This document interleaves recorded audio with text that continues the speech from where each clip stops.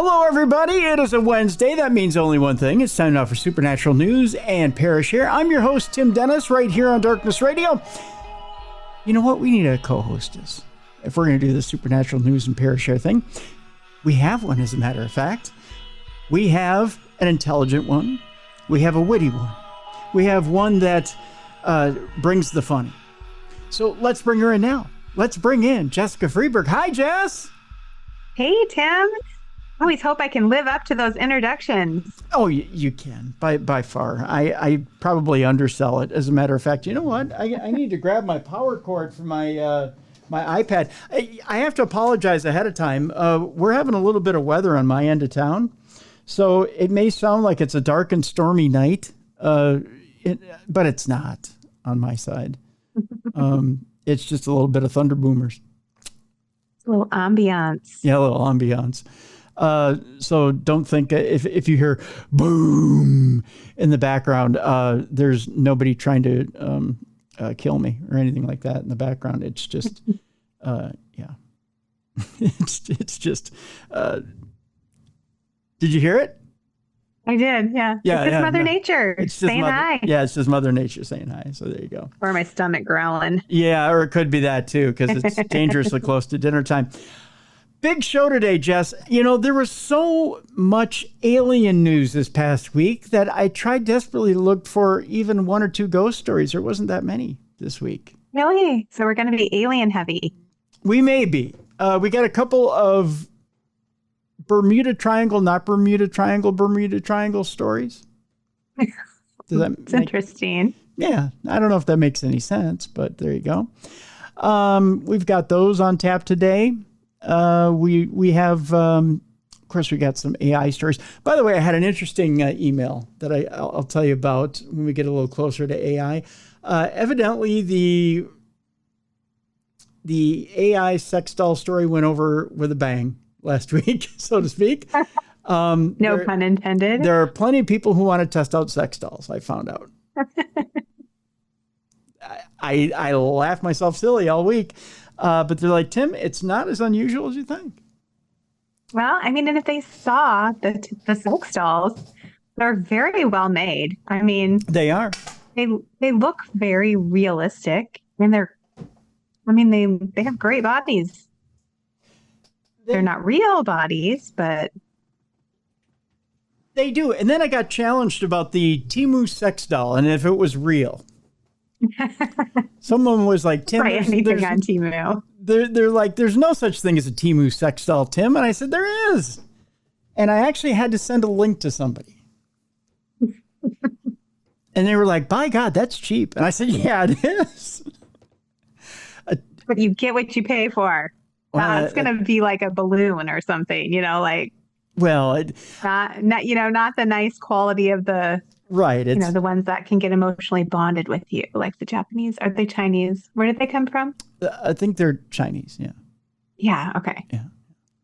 Although no, the Temu ones are Chinese, but they're not silicone. No, they are. They're silicone. But do you think? Yeah. No. Well, here now I got to grab my phone and look. See, you're gonna make. In my brain, I'm envisioning like one that you just like you blow it up. With like one of those little plug things in the back, like. Like a floaty. Now I'm getting notifications for Temu sex dolls on my phone now. I'm sure right? You are. It's embarrassing. I think it's great. And it's like Temu now has sale on big sex doll, big breasted sex doll. You want? I'm like, no, I don't want. But it's like, no, this one you really like. I'm like, no, I don't really like. But it's only $250. They're out there for a reason, and I will never shame anyone for their kinks. Whatever makes you happy. But now they're giving me like all kind of like this one. It comes right up when I bring up the Temu page now. Oh my gosh! Of course it does. Like I just bring up the page and boom, there it is. There it is. There it is. Well, that is pretty nice looking. Well, this one is the full body one for men. And it says real and it's local, evidently. I didn't know there was a local one. This one has Big jelly boobs. That's what it says. Jelly boobs. Yeah, big jelly boobs. Wow. And I can get it at a local warehouse, I guess. I don't know is that a, oh my God.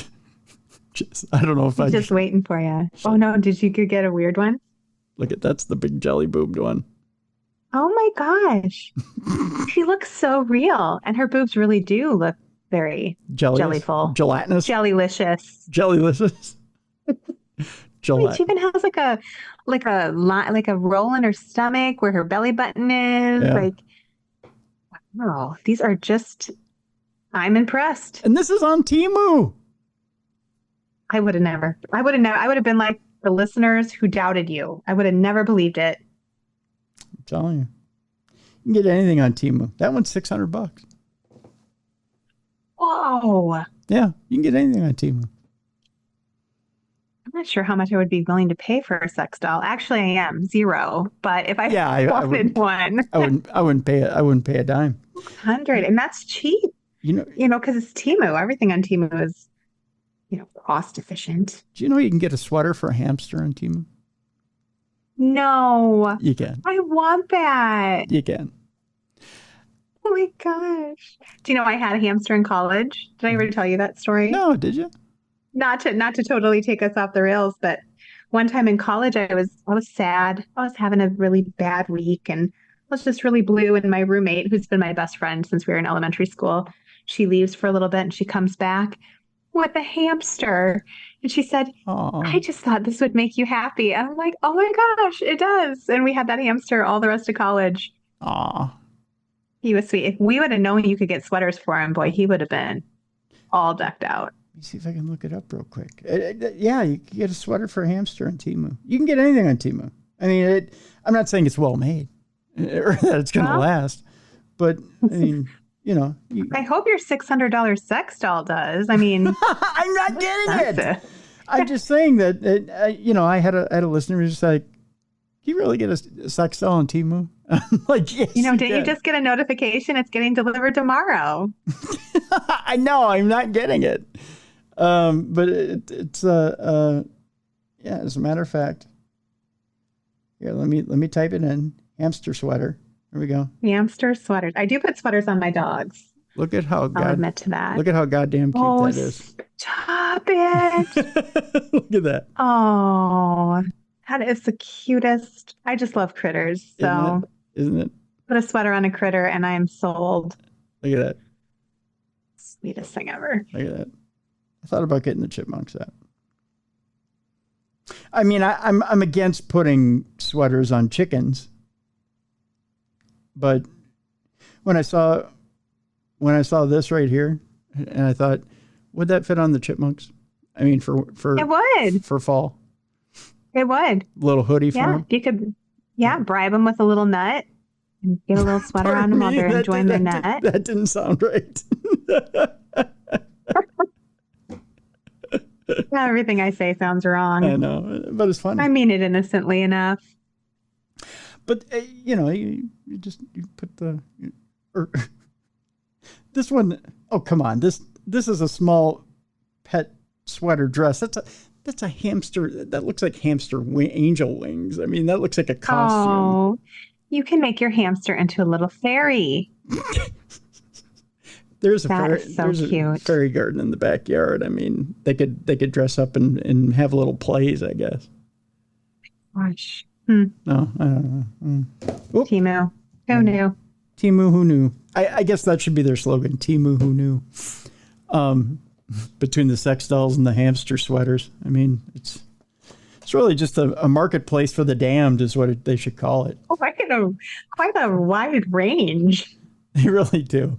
So yes, I had listeners that were asking me, are the sex dolls real on Temu? And yes, they are. So they are. And yes, now I'm getting notifications because I actually checked. Oh my God, Jess, no, look at this. Look at this. That's a dress for a hamster right there. And they have a picture of a hamster in it. Yes, they do. It's so cute. You guys, everybody listening needs to go to Temu and look at hamster clothes. Or just watch this video. You'll see. Yeah, or watch this video. This will make your day. You'll see the Hamster in a dress. Oh, my cheeks already hurt from smiling. We haven't even started yet. That's, yeah, hamsters in a dress. Hashtag. Which somehow, between the sex dolls and hamsters in a dress, somebody's got to get off today. That's all I'm saying. No! God, it's already gotten off to a horrible start. Anywho.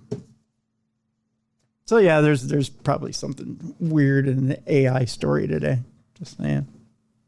Good. I'm ready for it. Okay. Just saying. But we'll start it off today talking about aliens, of course, because there's a lot of alien stories. MUFON has unveiled an unidentifiable alien material. Remember a couple weeks ago, we said MUFON was going to have this huge symposium where they claimed they had alien material. Well, they brought it out for the entire world. And it killed everybody. No, I'm kidding. No, see, that would have been a great movie, wouldn't it have been? They bring it out to the alien symposium, and they're like, "Ladies and gentlemen, here's the mysterious alien material," and it ended up being like venom. Yeah, and everyone just melts. Yeah, and it just, and then the face melt from Raiders of the Lost Ark. Yes. Yeah, and then bingo, bango, bingo. That would have been it. This is a simulation of what the stuff looked like. Oh, it's just a tiny little thing. It's not even an inch wide. That's what she said. I knew it was coming. That's what she said. Number 2. The Mutual UFO Network showed off mysterious material that is thought to be from an alien spacecraft at the group's annual symposium in Irving, Texas. A little bit earlier this month, Ron James and Bob Spearing offered a presentation concerning unknown material with peculiar properties. Small fragments of the material, which is said to be anomalously light to the point that its weight is insufficient even to bend a flower petal, were actually shown at the event for the first time. According to MUFON, the material had undergone concerted testing using NASA-grade technology. It was found to be around 90% unidentifiable. It's very, very light material, said Spearing. It almost looks porous, like it has pores. It has a tinge of gold in it, but it's basically a black material. It seems to be some sort of composite. It's so light that it won't even bend a flower. The origins of the material are bizarre to say the least. According to MUFON, an individual in Russia named Arkady had obtained the samples from a non-human entity who claimed that they were pieces of a crashed UFO. Tests conducted at the group's Missouri lab failed to find a match with any known metal. That either means that it's A, not a metal, or B, it's a metal alloy that isn't recognized or something in the periodic table, said Spearing. The signal was unique because they have locked up the standard peaks for most known metals, and nothing matched it exactly. It appears to be some sort of lightweight insulation suited to conductive insulating or something needing heat protection, which could correspond to it being a piece of debris from some sort of craft. That's a direct quote from them. There's also a link to watch the MUFON presentation, and I'll tell you what, I'll link to this article in the description of this program so you can watch the MUFON presentation and see it for yourself as to what exactly they presented to their people. And you can see what it is exactly that they presented. It's fascinating, to say the very least. Yeah, absolutely. Yeah. I don't know what to call it other than fascinating. Something else that's fascinating here, Jess. People can't decide if it's a UFO or a tent that they see flying in this particular video. Those are two very different things. Right.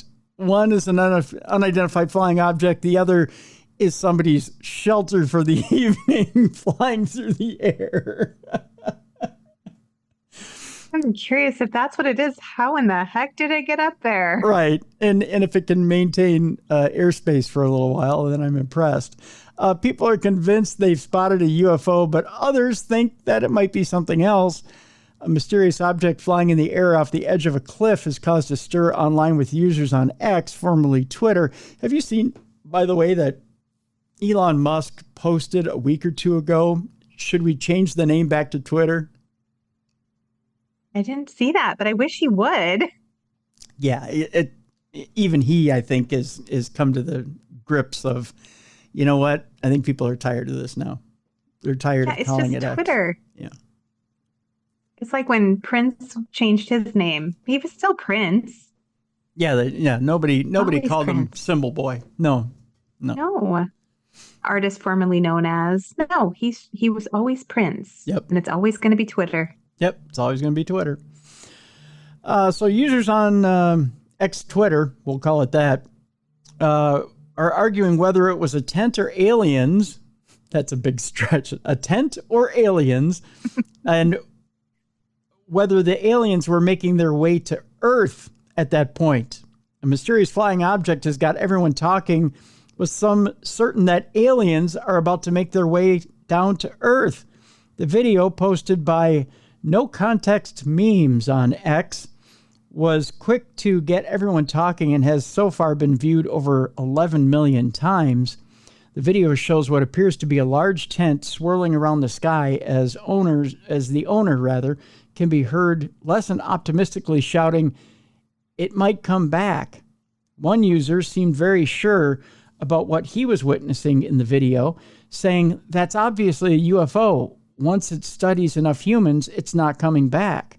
Another admitted that while they are a believer in genuine UFO sightings, this wasn't one of them. She said, "I fully believe in UFO or UAPs, but I also think that stuff like this accounts for 95% of reported sightings, LOL. A further comment read, "On the other side of the valley is some hiker videoing what he believes to be the most historic photo of a UFO ever taken." Despite this latest UFO sighting, that's in quotes, NASA concluded in a 33-page report last year that there is currently no evidence to suggest that UAPs have aliens on board. The last paragraph of the report read, "At this point, there's no reason to conclude that existing UAP reports have an extraterrestrial source. However, if we acknowledge that as one possibility, then those objects must have traveled through our solar system to get here." It continues, "Just as the galaxy does not stop at the outskirts of the solar system also includes Earth and its environs." Interesting point. I also saw an article, which I did not pull for this show, that says that the probability, again, you're going back to another theory, that there may be I believe it's 4 galaxies out of 10,000 out there that may harbor aliens, is what they're thinking now out of another theory. So the chances that there may be aliens out there are slim. Just 4. Just 4. Wow. Based on the conditions in different galaxies and different planets. Interesting. Yeah. Yeah. So they're thinking that, and again, this is according to one study and one group of scientists saying this, but this is why, and I'll show you the picture here, Jess. This is why they think it's a tent that's up in the air. Oh, it does look like an upside down tent. Doesn't it? It looks like somebody took a tent and threw it out into, like off of a canyon or off of a ledge. And I love the caption. "That's my bleeping tent." But it does look like... but how would you get it that high? And how would it be so perfectly straight and flat? Right. I mean, you'd have to launch that sucker with a t-shirt gun or something. I mean, there's just no way it stays that level and goes out that far. Yeah. I mean, you really have to let it go, right? I mean, that's just the way it is. Another story here, which is kind of astronauty, which is interesting. Listen to me. I had one thought in my head and I was trying to get another thought out. Astronauty. And that's what I feel like that could be your sex doll's name. Astronauty. And you know why? Because she's got a whole lot of astronauty on her, if you know what I mean. I got the one with extra astronauty. Which you can get on Temu, by the way. You just have to order it. It's there was the one with the extra jelly boobs, and then there's the extra astronauty. Just saying. I feel like I've spent way too much time on Temu sex dolls today. All right, back to the aliens. I feel like I should do a different story here. I know. Actually, let's deal with the astronauty stuff. Last week on the Thursday show, we had Rod Pyle in. We were talking about the Apollo 11 mission, which the 55th anniversary was on Saturday. And there's a NASA astronaut that's making a claim, a stunning claim at that Jesus was with me during the space trip, his space trip. And it's Michael Hopkins, who is a highly accomplished NASA astronaut. Michael Hopkins claims that what helps him get through the nervous moments as he sets off into space is that Jesus is with him. Jesus is his co-pilot. I think Jesus is all our co-pilots, right? I think so. I buy that. So what's the big deal? I don't know. You may ask, what's the big deal, right? Well, NASA astronaut Michael Hopkins, who has racked up a stunning 168 days in space over 15 years as an astronaut, thanks Jesus for the impressive feat. He explained how it was during space missions that he felt God was most present in his life. And he described one particular occasion where he could feel his presence most. He said, quite literally, sitting in my heart, in the pocket of my spacesuit was the spirit, the body of our Lord Jesus Christ. That's a little different than metaphorically. I mean, it sounds creepy, but... It does, doesn't it? Like, you have like little Christ in your pocket, right? And he's like, hey, man. It's, that's a little creepy, right? But I get what he's saying, metaphorically speaking. I don't think he means metaphorically. But he really thinks Jesus is in his pocket? I think so. I mean, I'll continue, but... Okay. Because he says, quite literally, sitting in my heart, in the pocket of my spacesuit, was the spirit, the body of our Lord Jesus Christ. Okay. A little weird, but okay. I mean, whatever gets you through the day, man. He said, you can't imagine the comfort it gave me knowing no matter what happened over the next 9 minutes when that rocket hurled me into space, accelerating me at 17,000 miles per hour, no matter what happened, Jesus Christ was with me. He also said, can you slow this thing down? No, he didn't. He didn't. What the hell are we on? This is no donkey. No. He previously talked about how the love and support shown by his wife, Julie, and their two sons, Lucas and Ryan, brought him reassurance, but it was the presence of God that made him overcome his nerves during the mission. Hopkins did admit, however, that despite being raised in a Catholic household, he spent most of his life not believing in God, but as his career in astronomy progressed, he began to feel a void. He talked about how on one occasion he had been setting off into space for 6 months when he had an epiphany. He said 17 astronauts had previously died in the pursuit of space exploration, so spiritually I wasn't ready for that level of risk. And as it often happens in moments like this, I pray.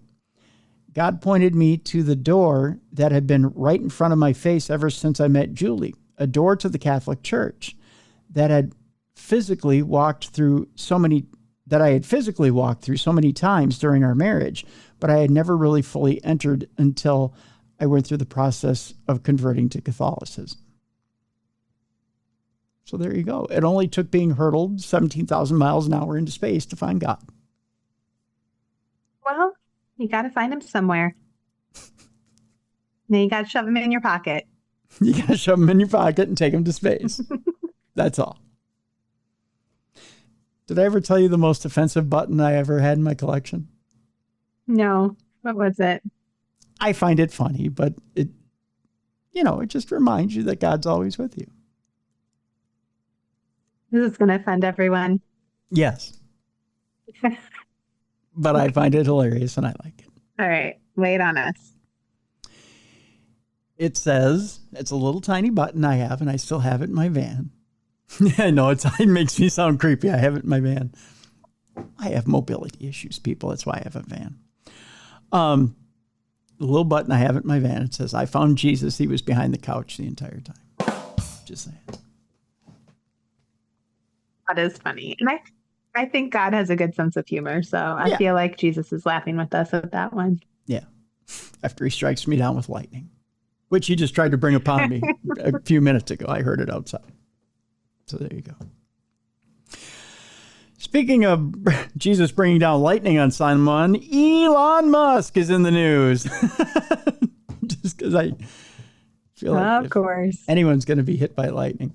You know what somebody told me last week? What? Speaking of Elon Musk, did you know that raccoons? Oh, I know who it was. I went to the doctor. I went to the foot doctor on Friday, and it was actually one of the it was either one of the PAs or one of the nurses at the clinic was telling me that the Cybertrucks, I was going to save this for the AI portion of the program, but I'll reveal it now, being we're talking about Elon Musk. The Cybertrucks are being attacked by raccoons in record numbers. Really? Yeah. Why, I wonder? They're finding all these Cybertrucks have scratches on them. And they're finding like raccoons are attacking these Cybertrucks, and they're trying to open the Cybertrucks because the raccoons are mistaking them for dumpsters because the back of the Cybertrucks look like dumpsters. So they're trying to break into them to get garbage to eat. That's wonderful. Isn't that classic? I love it. So and I know you people think this is a punchline. It's not, but I'm going to do it anyways. Even raccoons think that Elon Musk's Cybertruck is garbage. There you go. You are weird. I know, right?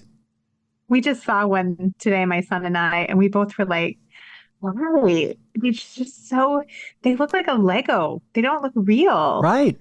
They don't look real. Yeah. But Elon Musk, this past weekend, as everybody was celebrating the moon landing, the Apollo 11 mission, we did it our own way. We had Rod Pyle on. He talked about the moon landing and did it in a classy way. Elon Musk decided, well, you think that's classy? Here's class. Are you ready for this? He said, oh, yeah, moon landing. Well, I promise we're going to get to Mars. Oh, come on, Elon. Okay. Right. Oh, there goes Elon again. I have a feeling they're going to make a sitcom. You remember how they had Everybody Hates Chris? There's going to be an Everybody Hates Elon show that's going to come out here in the next couple of years. Can you imagine him as a little kid? Yes, I can. No. And it's irritating. Yeah.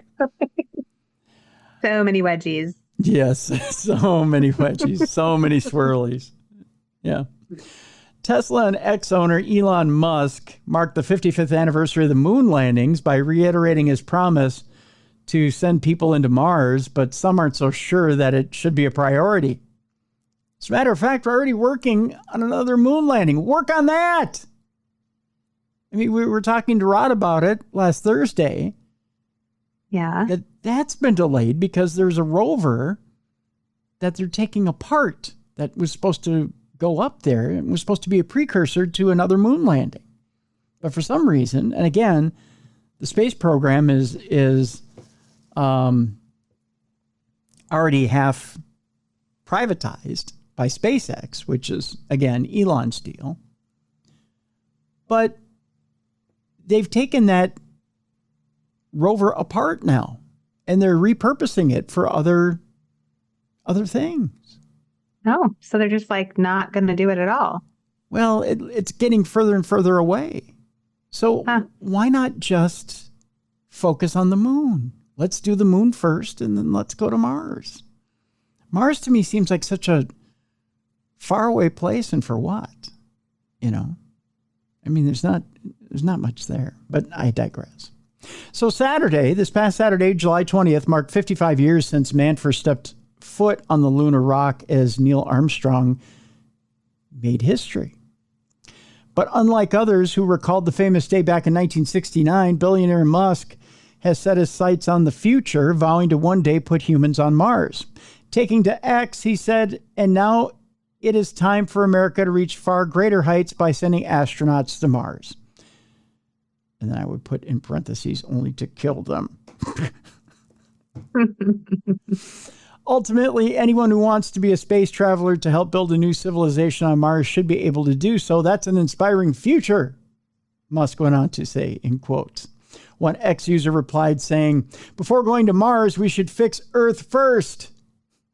That's the way to punch back at Elon. While another couldn't hold back their excitement at the potential of Musk's wishes one day coming true, adding, inspiring future indeed. Thanks, Elon, for your commitment to making this real in our lifetimes. It's far from the first time that Tesla founder has expressed his desire to fly people to Mars. In fact, Musk has talked about the possibility as early as 2007. But in 2016, Musk's SpaceX company announced plans to build the Starship that would be used to transport people to Mars. NASA marked the anniversary of the moon landing with a series of events throughout the day, with the Johnson Space Center renaming one of its buildings the Dorothy Vaughan Center in honor of the women of Apollo. Vanessa Weich, the Johnson Space Center's third woman and first black director, said, on behalf of NASA's Johnson Space Center, we are proud to host this historic event as the agency honors the significant contributions women have made to the space industry, particularly trailblazers who persevered against many challenges of their era. Yeah, Saturday was quite a historic day. And it was a fun day as well, being able to honor some of the women of that era and being able to recognize the day in general. So it was a fun day. All right. Before we go to break, Jess, we're going to turn our attention to Venus. And the reason we're doing that is because there are some biosignature gases in the clouds of Venus hinting at the presence of alien life. Remember, I said probably 4 galaxies in which there's alien life, right? Well, scientists have detected 2 gases indicative of life on Venus, and nobody can explain how they got there. With surface temperatures exceeding 860 degrees and crushing atmospheric pressures that are more than 100 times those found on our own planet, the conditions on Venus are undeniably hellish.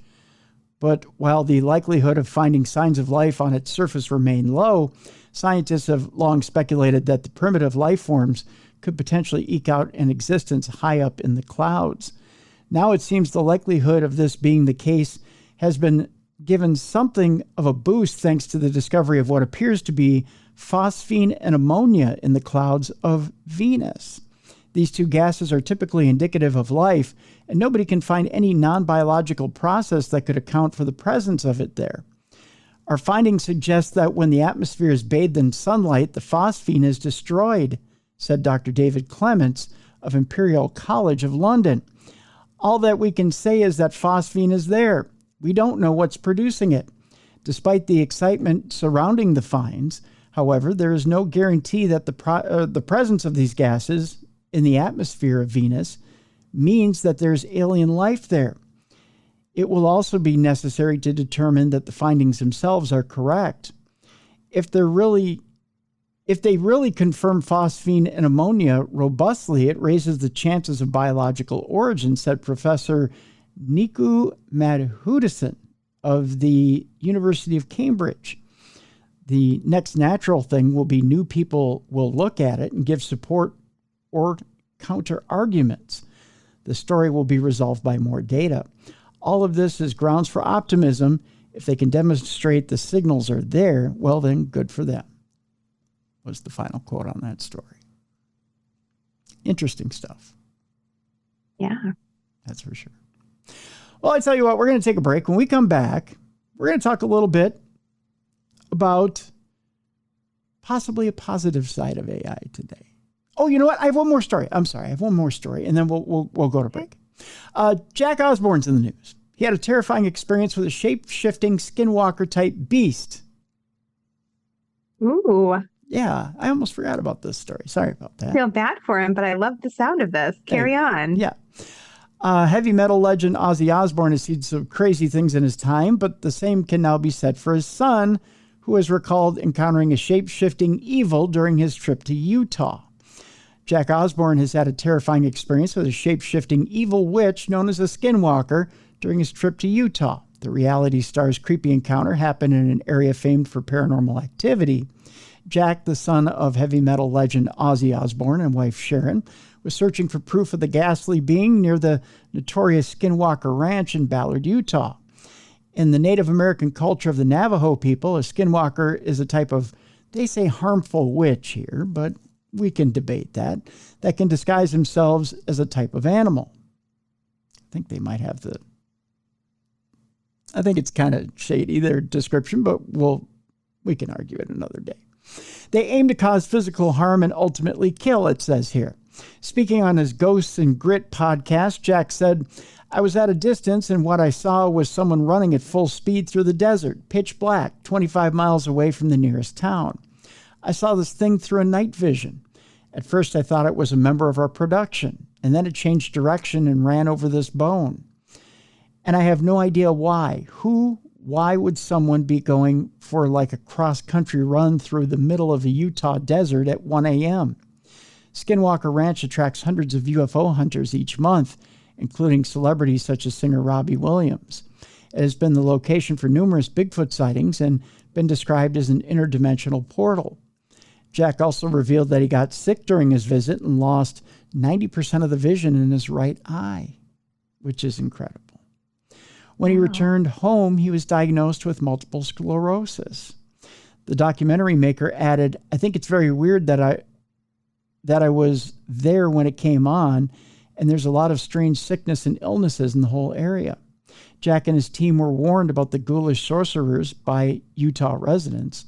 The producer added, we were interviewing some locals about their experience. We interviewed this Native American woman who was explaining, hey, don't F around with the Skinwalkers, or the Skywalkers. They'll cut your hand off. They do that too. Either way. Be careful when you're here. This place is not fun and games. This is the real deal. When I was in the gas station, the guy behind the counter was explaining. He was like, where are you guys from? What are you doing here? I was like, oh, we're filming a travel show. He's like, well, you're in Skinwalker country here. You got to be careful. If you see any hitchhikers, don't stop for anyone. Just keep going. That's kind of a creepy message. Yeah, that's ominous. Yeah. Let me see here. My story's not moving here. Probably for a reason, because they don't want me to go near it either. They don't want you to read more. They don't want me to read more. And that's the end of that story there. So there you go. All right. So when we come back, we're going to talk a little AI. We're going to talk about why, first of all, you've heard about the chaos that's been going on with the airlines and has been going on with other computer systems having to do with this Microsoft update.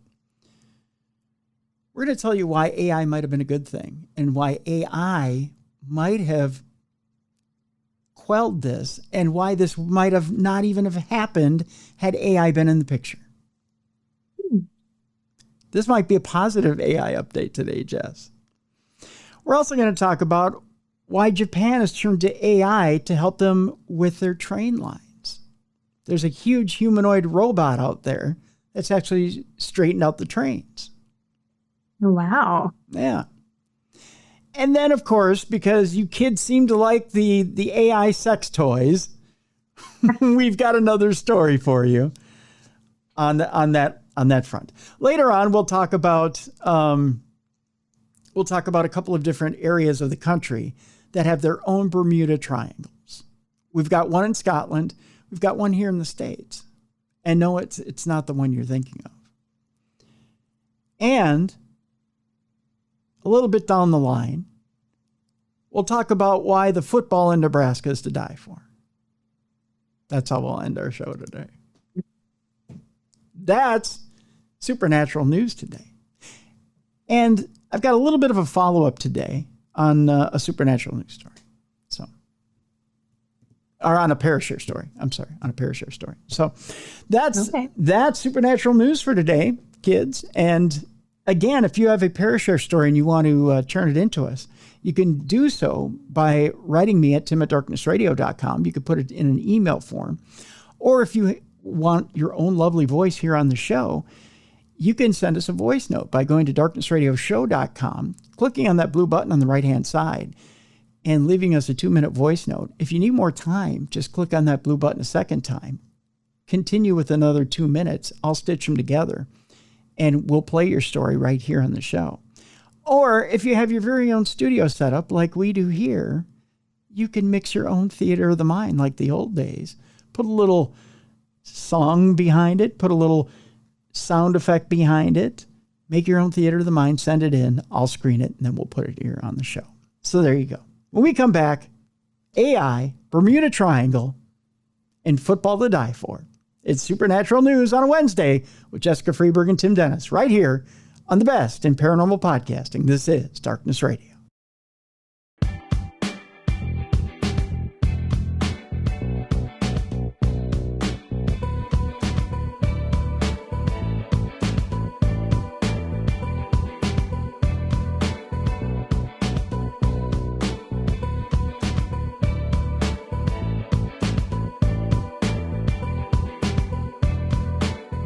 Welcome back to the best in paranormal podcasting. It's Darkness Radio on a Wednesday. Supernatural News and Parashare. Tim Dennis and Jessica Freeburg in. Jess, although it's raining outside, although the chippers are snuggled away with their little almonds and peanuts and they're chewing away and trying to get over their fear of lightning and thunder, I'm sure. It's still a beautiful day outside. All is well here at the house. I'm sure all is well at your house too. It is. Yeah. We don't let a little rain stop us because after the rain, there's sunshine and there's still green grass out there and blue skies and all is well in the world. We don't let little things stop us. We can't let little things stop us. Even though there's been some glitches at the airport and things like that. Life is good. Life is wonderful. Life is... Oh, God!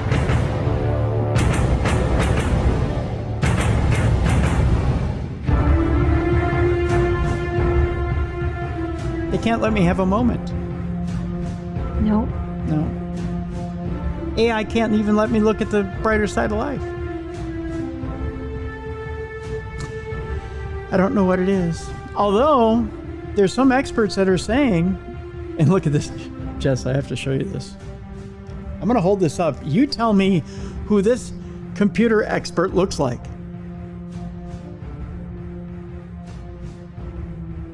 Well, he looks familiar, but I'm not sure. Does he look like the guy who tried to take a shot at President Trump? Oh, he does. He does, doesn't he? He looks like Thomas Crooks. There is a resemblance. All computer geeks look like Thomas Crooks. Just saying. Now I'm going to get emails. Yes, you are. I don't look like Thomas Crooks. Just saying. Robo Stop, it says here, AI must be used to stop global IT catastrophes as experts warn humans are not good enough after the biggest ever outage. We're not good enough, Jess. That is how AI makes us feel. Yeah. We still have bigger members. Just saying. Says here, artificial intelligence could be the key to saving the world from another global IT catastrophe. This, according to one expert. Experts are just people who sit around and expound for no reason and get free fruit snacks. Humans will need to rely more on machines to spot dangerous mistakes that can result in mass outages like Friday's worldwide Windows PC shutdown. Here's my deal. Why can't the people at Windows find this stuff first? Yeah, you would think so. Yeah. But the scary thing is how reliant we are on one application, like one program, Windows. Yeah. We can't function without it. You know, it's almost like a monopoly on something like that isn't a great idea. You know what the people at Linux say? What? This shit never happens with our program. Just saying. Yeah. People at Linux say we never have outages like this. Yeah, but nobody, I mean, it's not commonly used. Everybody's using Windows. Mm-hmm. People at Linux say if you'd use Linux, you wouldn't have this problem. We never have updates like this that happen. Got to diversify. Mm-hmm. Diversify, you're right, Jess. A rogue software update sent to PCs left them unable to turn on, stuck at the dreaded blue screen of death. People at Linux say, you know who doesn't have the blue screen of death? Linux! This meant that airlines, banks, supermarkets, even hospitals struggled to function normally on Friday. Even now, try to take a plane now, you can't. Yeah. The culprit was an update by security giant CrowdStrike to its Falcon antivirus software for businesses. Speaking to the U.S. Sun, security expert Mark Manzano said that artificial intelligence could help us avoid problems like this in the future. There's been increasing trends to use AI to help developers write software code, said Mark, who's the general manager of cybersecurity at Sandbox AQ. This can indeed boost developer productivity, but where we need more help from AI is in improving quality assurance of code. This major global outage that brought thousands of lights and businesses to a standstill reminds us that humans are not very good at catching errors in thousands of lines of code. This is where AI can help a lot. In particular, we need AI trained to look for the interdependence of new software updates with the existing stack of software. CrowdStrike's CEO apologized for the global security gaffe, saying he was deeply sorry. Well, that doesn't help all those people stranded at the airport, does it? No kidding. No. The company has issued a fix that is being pushed out around the world, but many machines that were already affected by the erroneous update will need to be repaired manually. The mistake was so serious that experts told the U.S. Sun that it could take weeks for the world to recover from the mistake. Weeks, Jess. Wow. That is ridiculous. It is. It's scary. It was also learned that hackers may try to replicate a similar outage in the future. Ugh, frickin' hackers. Yeah. The good news is that the update was only pushed to business machines running CrowdStrike security software. It also didn't affect Mac users, which left Apple fans feeling fortunate. They're over there celebrating. Yay, we're Apple. We didn't get affected either. Worryingly, however, crooks are expected to target potential victims with scams, even if their machines weren't affected. So you've got that to worry about. It's important to be on the lookout for suspicious emails, text messages, and calls. Cyber criminals will be hoping that confusion around the event will cause people to make panicked decisions and hand over personal info or money. You got that. A Microsoft spokesperson told The Sun earlier today a CrowdStrike update was responsible for bringing down a number of IT systems globally. We are actively supporting customers to assist in their recovery. So yeah, they're thinking AI could have helped with reading code and catching this before it happened. That actually makes a lot of sense. I could see it. Yeah. AI is not totally worthless, I guess. Yeah, maybe. Meanwhile, Japan has introduced enormous humanoid robots to maintain their train lines. The 12-meter high machine has Coke bottle eyes and a crude Wall-E-like head, as well as large arms that can be fitted with blades or paintbrushes. I gotta show you a picture of this thing, Jess. Take a look at this thing. Can either paint you a picture or chop your face apart. That's right. It's not exactly, it's not exactly friendly. Can you see it? Yeah, I can see that. Okay, get the Wall-E reference with the head and the eyes. Yeah. That thing is helping the train systems in Japan. Let me tell you how exactly it's helping. It resembles an enormous, malevolent robot from the 1980s sci-fi, but West Japan's Railway's new humanoid employee was designed with nothing more sinister than a spot of painting and gardening in mind. Aw, that's kind of cute. That is sweet. That is. Starting this month, a large machine with enormous arms, a crude, disproportionately small Wally-like head, and Coke bottle eyes mounted on a truck, which can drive on rails, will be put to use for maintenance work on the company's network. Its operator sits in a cockpit in the truck, seeing through the robot's eyes via cameras and operating its powerful limbs and hands remotely. With a vertical reach of 40 feet, the machine can use various attachments for its arms to carry objects as heavy as 88 pounds, hold a brush to paint, or use a chainsaw. For now, the robot's primary task will focus on trimming tree branches along rails and painting metal frames that hold cables above trains, that according to the company. The technology will help fill worker shortages in aging Japan, as well as reduce accidents such as workers falling from high places or suffering electrical shocks. In the future, we hope to use the machines for all kinds of maintenance operations of our infrastructure, and this should provide a case study for how to deal with the labor shortage, company president Kazuaki Hasegawa told a recent press conference. Interesting, huh? Yes, you're making me feel all warm and fuzzy about AI today. It's like it's actually doing good things. Well, in 2 instances. Out of everything we've ever reported, 2 instances. Yeah. That is until they're clearing out brush off of a train track somewhere, and it turns around and slices the guy in the cab. Takes his head right off, Jess. Exactly. Then what? Right? Then Can't be all rainbows and butterflies. That's right. It's all not, unicorns and leprechauns. I'm just saying. Meanwhile, I have a truly, although this sounds like it could be fun to begin with, I can see a horrific scenario here. Are you ready for this? Yes. For you kids who loved the Temu sex dolls last week, there's a new level of adult entertainment out there that could see stars touch users through the screens. Ew, what? I don't want that. No. I just creeped Jess out. According to racy content creators from Blush Erotica, I'm going to have somebody email me and ask where that's from again.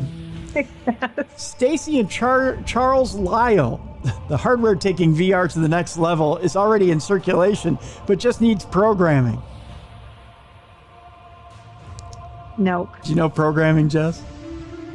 No. Okay.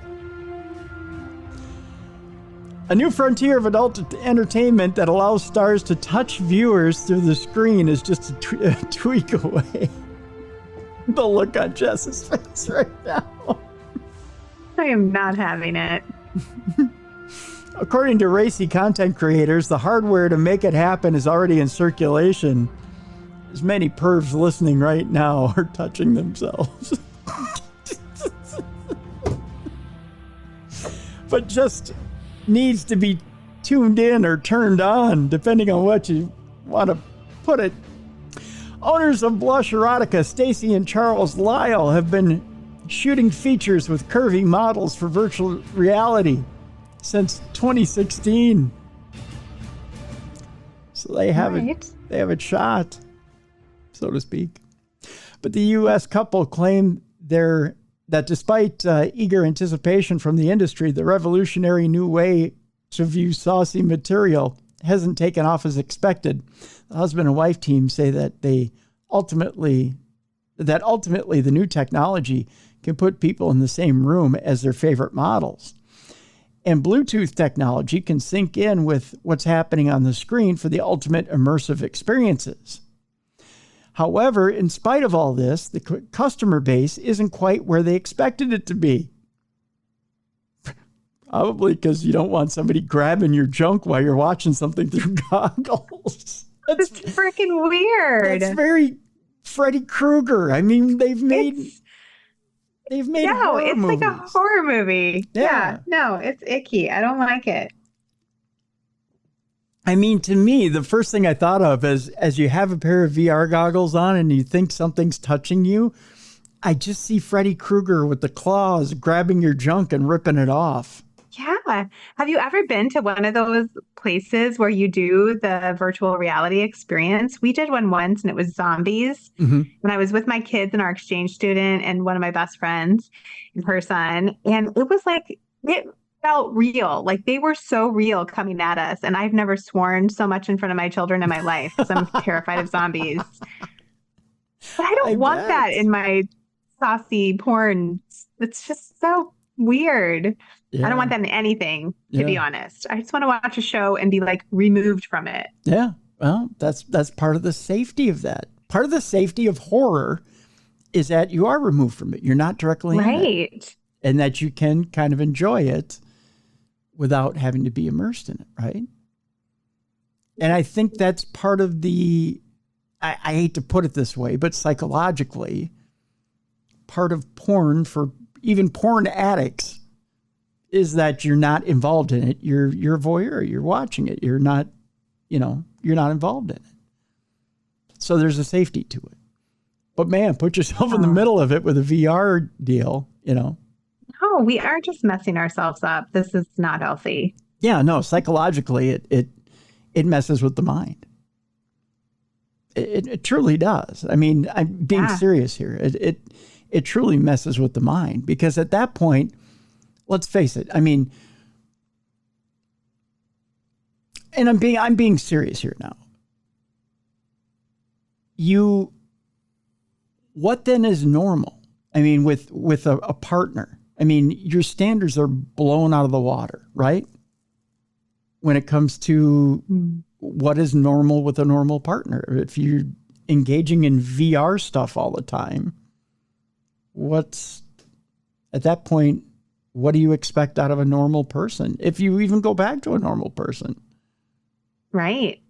You can't be satisfied. I mean, it's just like with AI and in pictures too, though. Like we're diluting what is normal. Like normal is now all these AI retouched filters and everything that you put on your videos or you don't look real anymore. Yeah. I mean, I do because I don't really use them, but you see people and it's like, so if you look like a normal person, you look in the mirror. And same thing for this. Like you have a normal relationship with a normal person, a normal, healthy, living, breathing relationship. Yeah. No, you're right. It's so weird. You're right. So weird, Tim. It says, however, in spite of this, the customer base isn't quite where they expected it to be, which is probably a healthy thing. Charles said, I was aware of VR when it first came to market, and I was excited for it. I thought 2017 was going to be the year. This is when everything was going to happen. I actually filmed 10 VR scenes, and I thought VR was going to take off. And every year since, I've been like, this is the year. And it has not been the year yet. Stacy added, what blows my mind is that these people own these headsets and have no clue about the experience that awaits them on the other side. It's just literally being in the room with your favorite adult entertainers. The couple say that the headsets are struggling to break from their image of being for gamers.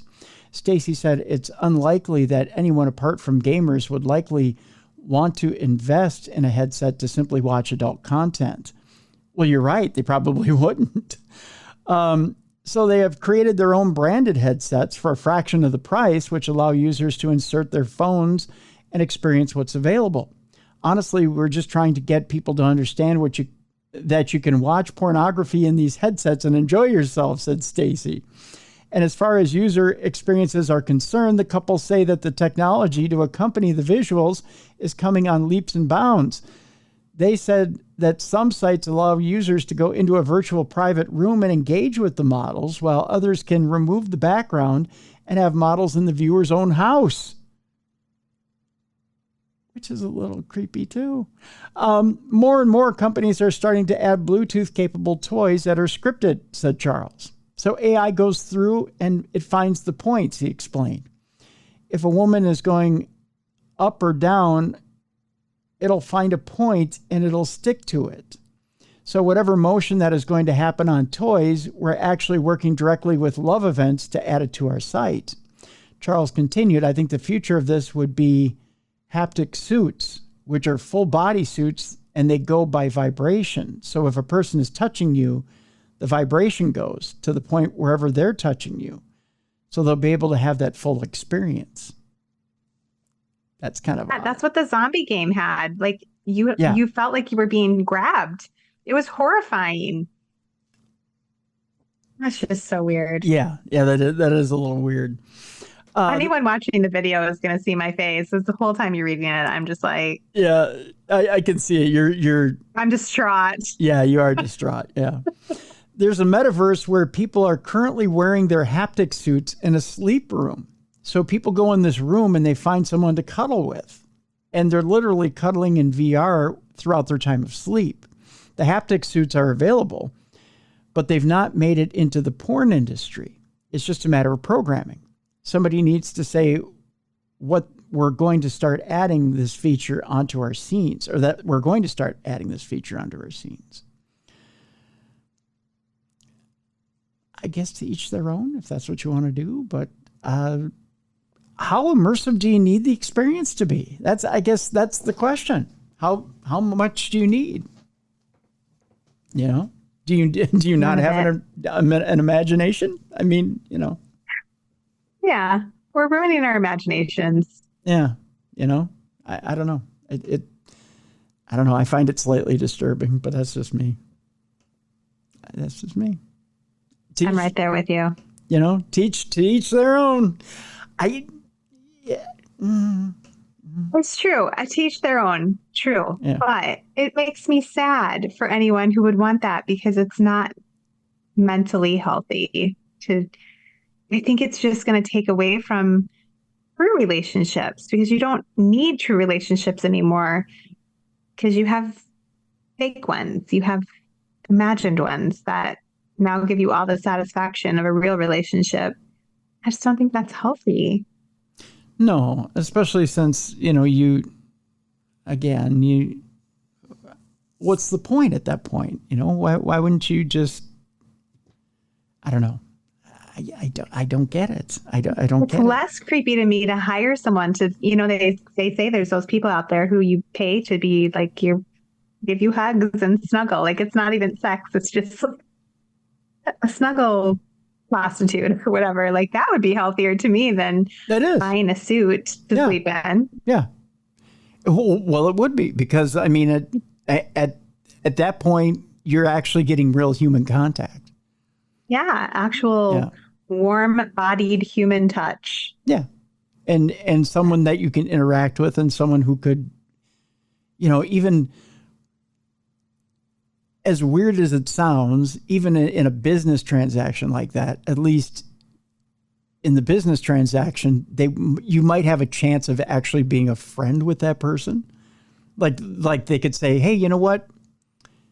If you want to come on by and you know, they might have some concern for you. Like, you know, I'm really concerned about you. You know, you know, are you depressed? You might want to go get some therapy or something like that. You know, they could actually show concern for you. What does a suit do for you? You just fall. You could fall deeper and deeper into depression. You know, I know there are a lot of lonely people in the world, which is very sad. But this just creates more of a dark hole for loneliness. Yeah, yeah. And it's mentally, it's dysfunctional. You know, I mean, it's especially the longer you go down that spiral where you start to imagine that this virtual porn star is into you and you're into them. It's dysfunctional. It just continues this dysfunction. What happens what do you think is going to happen? Like, if you meet this person at a convention, say you go to a convention in Las Vegas and you go that far to go meet this porn star. Okay. What do you think is going to happen when you meet him in real life? Yeah. Do you? Yeah, you create more of a dissociation from reality and more of a likelihood that you might become obsessed and hurt them or something. Right. Well, I mean, even if No. you have a healthy attitude about it, okay, like even if you meet them and you say hi to them, do you think they're going to look at you and go, "Oh my gosh, I've been waiting my entire life for you"? Do you think they're just going to absolutely fall head over heels in love with you? Because the chances, You feel like you know them and they don't know you. yeah, I mean, the chances that that's going to happen are slim to none. It's so weird. And then where do you draw the line? This takes me, I don't want to go too deep, but this takes me back to a play that my daughter was in. My middle child did a lot of professional acting, and one of the shows she was in was called The Nether. And it was based on this idea of virtual reality and going into virtual reality to be happy and to do things like this, right? To have relationships. And in this play, it was all about almost like a brothel where people who were pedophiles could come and have an interaction with the child. Weird. Yeah, it was the weirdest. I mean, it was a great play, but it was so dark. But to like listen to this, it sounds so similar without, that little bit darker piece of it with the pedophilia. But then the question becomes, where do you draw the line of what people can do in these virtual reality games or whatever they're doing? Yeah. We're just, I don't know, we're just feeding sickness. We need to make people healthy. Yeah. And encourage healthy relationships, Yeah. Yeah. I don't know. I mean, Come see Tim and I at a convention or something. We'll give you a real hug. yeah, we'll give you a real hug. I mean, encourage healthy interaction. That's for sure. Let's talk about the Bermuda Triangle of Massachusetts, which is full of paranormal activity. Well, you know what? We've talked about the Bridgewater Triangle of Massachusetts before, but we'll talk about it again. It's full of Bigfoot, puckwudgies, thunderbirds, even UFO sightings, which have all been reported within Bridgewater. There are several triangles throughout the world that are known for causing unexplained activity, be it the mysterious Bermuda Triangle, where ships and planes go missing, or the Alaska Triangle, where more people have gone missing than anywhere else on Earth. But try as people might, there are just some mysteries about the planet that cannot be explained. The same is true for the Bermuda Triangle of Massachusetts, which is full of paranormal activity. In a 200 square mile area in eastern Massachusetts that forms a triangle in Abington, southeast of Freetown, west to Seekonk, and back to Abington. It has more unexplained phenomena than perhaps even paranormal activity in Mount Shasta.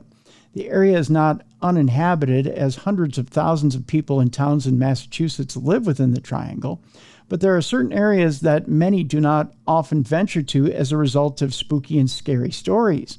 Others, however, enjoy the paranormal and the unexplained, making Bridgewater Triangle a tourist location in the Bay State that is a great alternative to Salem and a fantastic stop for Halloween for a spectacular experience.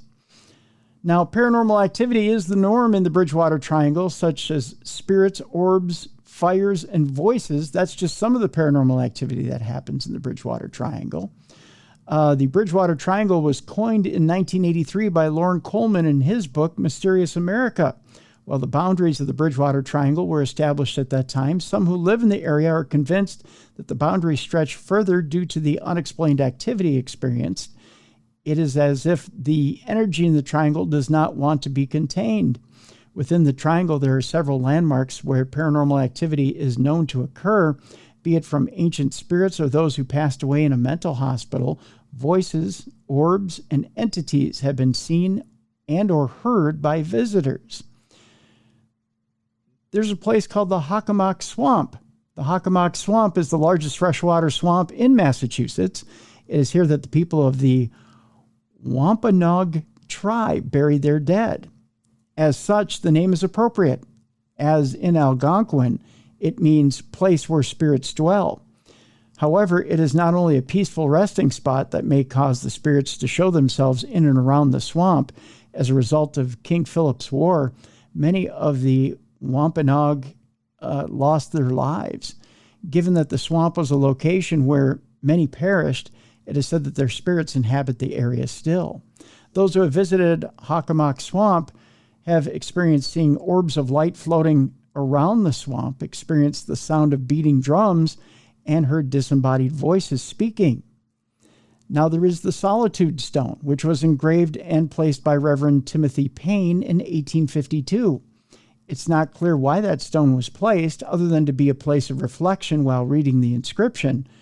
And the inscription goes like this: all ye who in future days walk by, I believe it is Nuckatesset stream, love not him who hummed his lay cheerful to the parting beam, but the beauty that he wooed in this quiet solitude.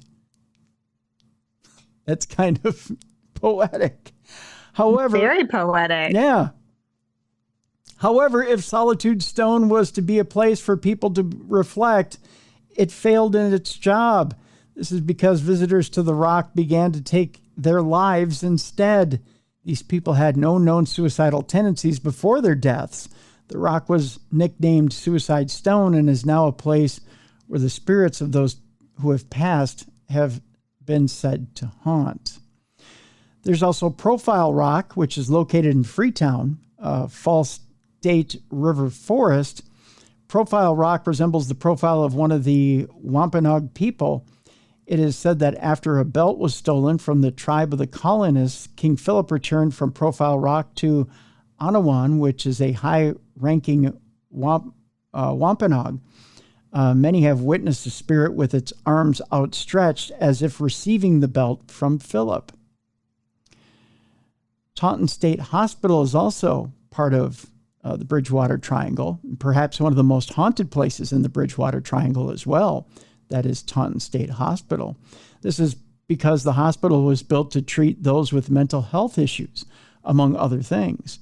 Those who were subject to electric shock, lobotomies, cold water treatment, and more all passed away from their care and are said to be the ones whose screams are heard from the hospital. Further still, there are reports of children and unkept adults who peer down from the windows of the hospital despite the buildings being abandoned. Former employees have described seeing everything from a fog coming from rooms to cold spots, and even essentially being possessed and experiencing what former patients experienced decades ago. Unexplained creatures have also been spotted in the Bridgewater Triangle. Creatures are the things of legend, such as Bigfoot, Puckwudgies, and more have been all spotted in the Bridgewater Triangle. Be it animals that do not live in the area, such as big cats and bears, or even enormous snakes, the area is rife with creatures that cannot be explained. One of the most commonly spoken about creatures is the Puckwudgies. These creatures are about 3 to 4 feet tall with smooth, hairy gray skin and large ears. They were once friendly with humans, but eventually became evil. As such, the Puckwudgies are blamed for people in the triangle disappearing or even dying mysteriously. Additionally, Bigfoot sightings have occurred within the Bridgewater Triangle over the years. Perhaps most unique to the triangle are sightings of the Thunderbird. The blackbird is said to have an 8 to 12 foot wingspan and resembles a pterodactyl. The bird is part of the Wampanoag mythology, which is fitting given the other Wampanoag sightings in the Bridgewater Triangle. And finally, UFO sightings are also commonplace in the Bridgewater Triangle. UFOs have been sighted in the Bridgewater Triangle since the 1700s. As if there isn't enough there in the Bridgewater Triangle, there have been plenty of UFO sightings as well, including in 1760, one in the middle of the Bridgewater Triangle, simply described as a UFO, all the way up until 1994 in Raynham, with a triangular craft with white and red lights. With all the paranormal activity, the UFOs, and the incredible creatures that have been witnessed at one point or another in the Bridgewater Triangle, it's hard to imagine that none of the encounters are true. Just how many of them are described, however, is anyone's guess. And that's kind of a look at what goes on in the Bridgewater Triangle, which is interesting. I'll say that much. It's a cool place. Yeah, most definitely. So, story that we were alluding to earlier. has to do with, can meditation actually make mental health problems worse? So we were talking about the sex toy thing earlier and making mental health problems worse. So some researchers have highlighted potentially harmful effects of meditation and mindfulness practices. Now, this cannot be. Yeah. I thought this was an interesting story that came across unexplainedmysteries.com. And I'll just, it's kind of a longer story, but I'll try to hit the highlights here. Some researchers have highlighted potentially harmful effects of meditation and mindfulness practices. Miguel Farias says, since mindfulness is something you can practice at home for free, it often sounds like the perfect tonic for stress and mental health issues. Mindfulness is a type of Buddhist-based meditation in which you focus on being aware of what you're sensing, thinking, and feeling in the present moment. The first recorded evidence for this, found in India, is over 1,500 years old. The word is a little messed up. The Dharmatic or Dharmata meditation scripture, written by a community of Buddhists, describes various practices and includes reports of symptoms of depression and anxiety that can occur after meditation. It also details cognitive anomalies associated with episodes of psychosis, disassociation, and depersonalization, or when people feel the world is unreal. In the past 8 years, there's been a surge of scientific research in this area. These studies show that adverse effects are not rare. A 2022 study using a sample of 953 people in the U.S. who meditated regularly showed that over 10% of participants experienced adverse effects, which had a significant negative impact on their everyday life and lasted for at least 1 month. According to a review of over 40 years of research that was published in 2020, the most common adverse effect of meditation were anxiety and depression. These are followed by psychotic or delusional symptoms, disassociation or depersonalization, and fear or terror. Research also found that adverse effects can happen to people without previous mental health problems, to those who have only had a moderate exposure to meditation, and they can lead to long-lasting symptoms. The Western world has also had evidence about those adverse effects for a long time. In 1976, Arnold Lazarus, a key figure in the cognitive behavioral science movement, said that meditation, when used indiscriminately, could induce serious psychiatric problems such as depression, agitation, and even schizophrenic decompensation. There is evidence that mindfulness can benefit people's well-being. The problem is that mindfulness coaches, videos, apps, and books rarely warn people about the potential adverse effects. Professor of Management and ordained Buddhist teacher Ronald Purser wrote in his 2023 book, McMindfulness, that mindfulness has become a kind of capitalist spirituality. In the U.S. alone, meditation is worth $2.2 billion in the U.S. And the senior figures in the mindfulness industry should be aware of the problems with meditation. John Kabat-Zinn, a key figure behind the mindfulness movement, admitted in a 2017 interview with The Guardian that 90% of the research into the positive impacts is subpar. In his foreword to the 2015 UK Mindfulness All-Party Parliamentary Report, John Kabat-Zinn suggests that mindfulness meditation can eventually transform who we are as human beings and individual citizens, as communities and societies, as nations, and as a species. This religious-like enthusiasm for the power of mindfulness to change not only individual people, but the course of humanity is common among advocates. Even many atheists and agnostics who practice mindfulness believe that this practice has the power to increase peace and compassion in the world.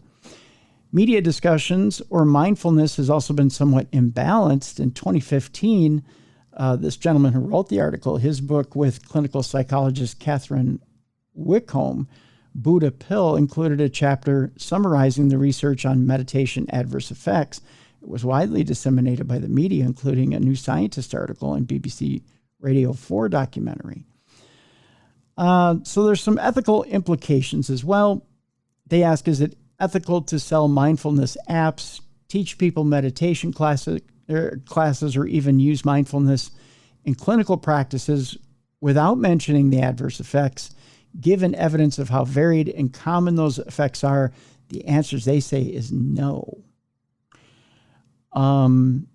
They say for now, if meditation is to be used as a well-being or therapeutic tool, the public needs to be informed about its potential for harm. So you can't, in other words, issue a warning before it's ever used. Yeah, fair enough. Yeah. So were you aware that there was possible side effects to meditation? I mean, I would be aware that people could use it like a Band-Aid for a more serious problem and not actually get the help that they need. Mm-hmm.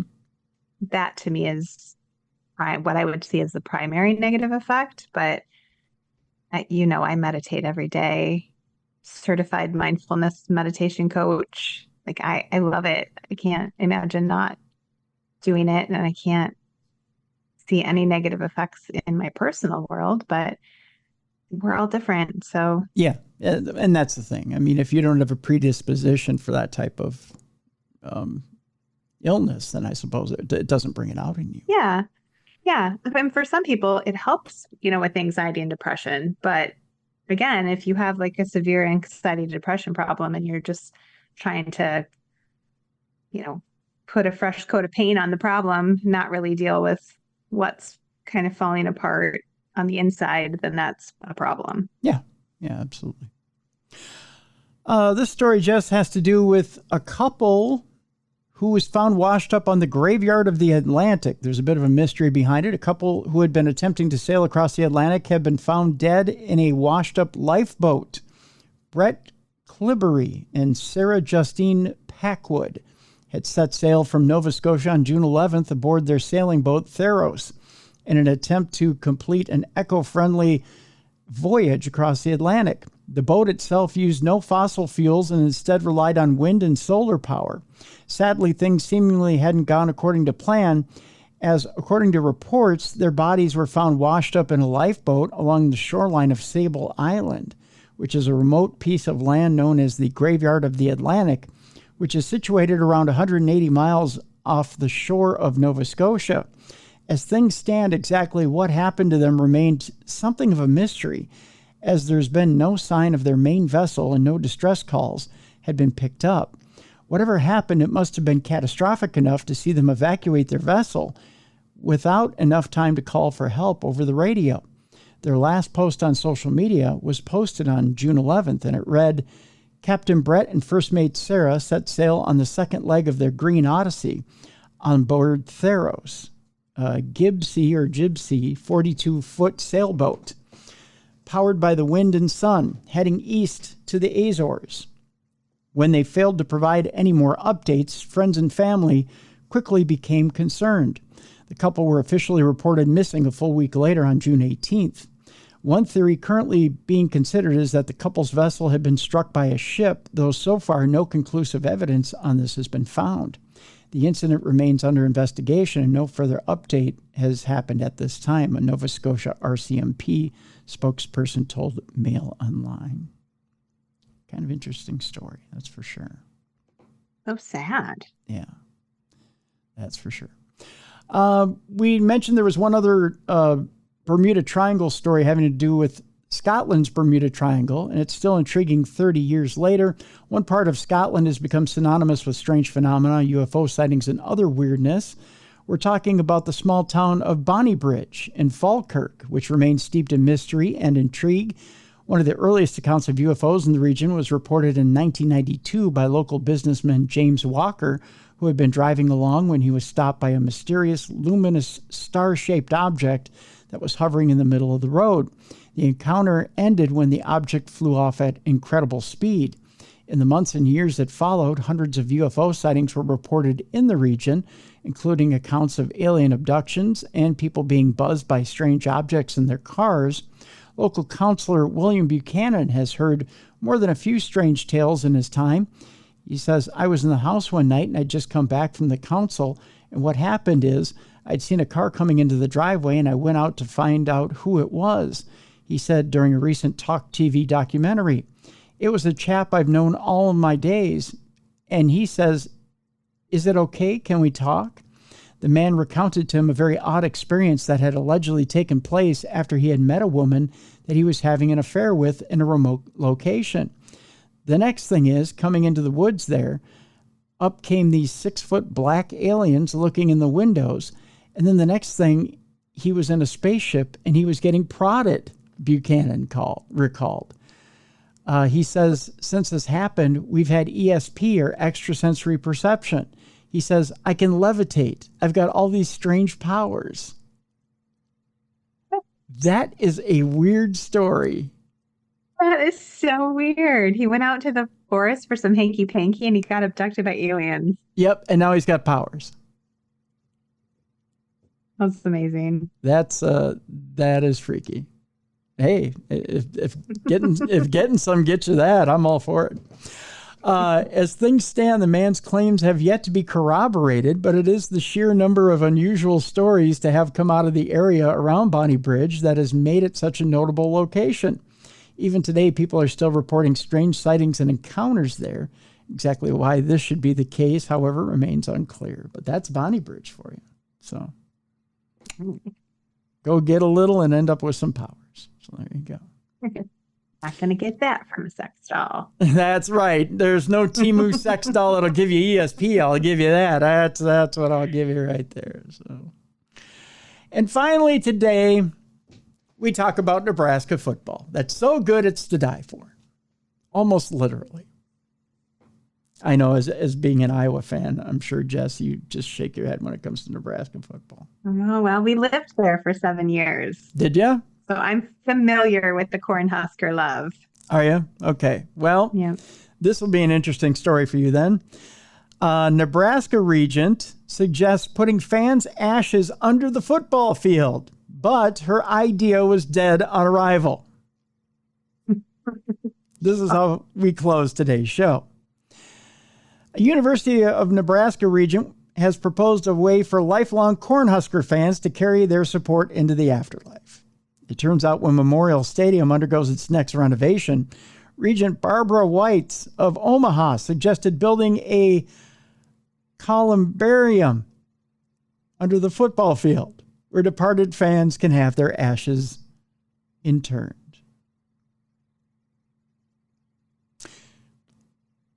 I don't know. What do you think, Jess? Do you want your ashes? I think it's an interesting way for them to make money, because I'm sure it's not going to be free. No. Turns out the idea might be dead on arrival. Her fellow regents laughed at the proposal at a recent meeting. Yeah, not the response she was hoping for, I'm sure. No. White's acknowledged that she made her pitch lightheartedly. Oh, no, just kidding. Oh, sure. No, just jokes. Just joking. Just jokes. But didn't think any proposal should be dismissed out of hand, with the university facing a $58 million budget shortfall. The price. Oh, wow. Yeah. The price for niches where cremation urns are stored could vary depending on location, with a spot under the 50-yard line or end zone sold at a premium. Well, of course, they're premium seats, if you know what I mean. I'm just saying that, you got to, give yourself one of those. Revenue, she said, would go to academics. They're literally dying to get in the classroom, Jess. That's for sure. Yes. One thing I know best about Nebraska is how much the football team and the volleyball team mean, White said. We really do love our sports teams and follow them everywhere. It's part of being a Nebraskan. So why wouldn't being buried under the field be a great way to be close to your team forever? Because you don't want ghosts haunting the football team. That's why. This place is going to be haunted. So it was a kind of combination of needing money, talking about ways to get it, and then kind of trying to say, let's use our imaginations, Whites went on to say. Fans wishing to scatter a loved one's ashes at their favorite team's stadium is not unheard of. And there are columbariums and other fan memorials at soccer, rugby, and horse racing venues in Europe. There are cemeteries and columbariums at Notre Dame, Texas A&M, and military academies that are unaffiliated with sports. That's nice, but for you Cornhusker... So what's the thing? Yeah. You Cornhusker fans, I don't know. Would you want to be buried under the 50-yard line? That's your... No, personally, no. But I'm sure there are plenty of people who would love it. Oh, I'm sure. Yeah. But, yeah. I don't know. If I'm a Viking fan, do I want to be buried under U.S. Bank Stadium? Probably not. Probably not my first choice. Just not what I'm thinking. Throw me in an ocean. Throw you in an ocean? Yeah. Just throw my ashes in the ocean, not my body. I don't want to... I don't want to burial at sea, pirate style, but... Yeah, there you go. There you go. Let's see. Our guest for tomorrow, on tomorrow's show, right here on Darkness Radio, Christopher Jordan. We have a very interesting program with Christopher tomorrow. If I told you, Jess, that, we all go on paranormal trips. We all go, especially the trips that you'll be offering with Ghost Stories, Inc. If I told a lot of your compatriots on these trips that they're not scientifically doing an investigation, even if they think they are, even if they think they're conducting the most scientific trip or scientific investigations, that they think they're doing. If someone says to you that they're a skeptic and they believe in science, if they've got a group together and no, we conduct a scientific investigation, if I could blow their theory apart and show them how to do it properly and do it within an hour on tomorrow's show, that's what we'll be doing with Christopher Jordan. In fact, Christopher Jordan has a brand new book out there. It's a $20 log that you take with you in an investigation that allows you to log your investigation scientifically. It's basically a DIY that allows you to conduct a scientific investigation from start to finish. That's interesting. Yeah, so we'll talk about that tomorrow. Christopher also creates binaural beats and uses music in helping the mind. So it's a fascinating program tomorrow. He's also got a degree in abnormal psychology. Really? Yeah. Huh. So we talk It's going to be a good one. Yeah, so we talk a little bit tomorrow about the psychology of an investigation.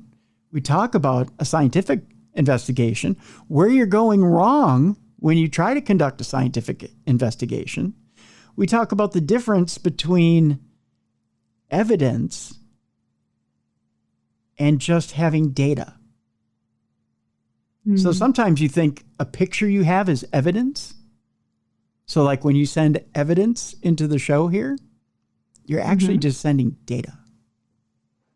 Interesting. Well, I'm going to have to listen to this one for sure so I can do my investigations the right way. There you go. So tomorrow with Christopher Jordan is going to be an interesting program.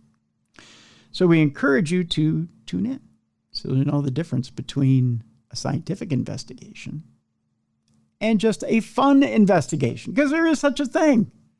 Yeah, and both are great. Yeah. So there you go. So the key to a scientific investigation with Christopher Jordan tomorrow on Darkness Radio. Kind of cool, huh? Very cool. Yeah. So that's the rest of this week. And we got lots of good stuff coming up in the next month or so. Just, I got to tell you, this next, like into late August, I've had people lining up to be on the show for Darkness Radio. A good problem to have, sir. That is. It's a fortunate issue to have. So, and they're good people too. They're very interesting topics. So,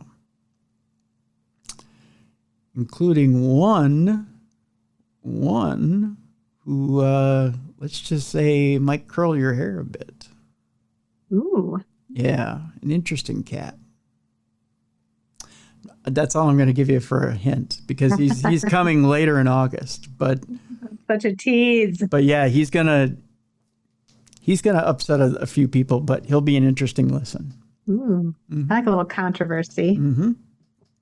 I like it too. So I like to bring interesting people to this program, just so you get to. I also had an interesting. Before I leave you today, I need to straighten out something with people. So I had somebody email me. I won't say who it was or what the topic was about or what they wanted to know, but they were like, I need to know your opinion about such and such a program and whether what your opinion is on this person. It doesn't matter what my opinion is. It was about an interview I did. No, that's not why I do interviews. Yeah. I do interviews to tell people stories so that you can form an opinion. Right. I give you their story because they have something of merit. They have something of interest. They have an interesting story.